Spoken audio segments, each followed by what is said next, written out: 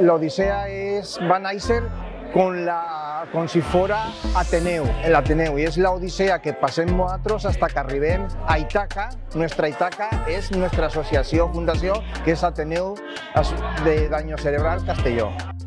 Doncs bé, Ateneu Castelló és un centre de dia que està especialitzat en persones que han patit dany cerebral i allí fan una tasca brutal d'intentar que persones que han passat per aquests processos doncs que puguen desenvolupar i recuperar moltes de les capacitats perdudes. I dins de totes les propostes que se fan està el taller de teatre, que és un projecte que vam començar ja fa 10 anys i que el progrés és fantàstic. Aquesta és la tercera obra de teatre que fem.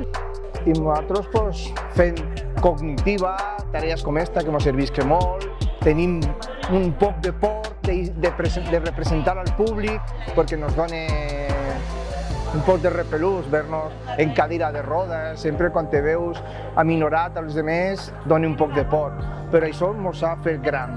I és molt emocionant veure els seus progressos, perquè ells moltes voltes quan ens donem els textos diuen això jo no podré fer-ho i ells mateixos comproven com poden fer això i molt més.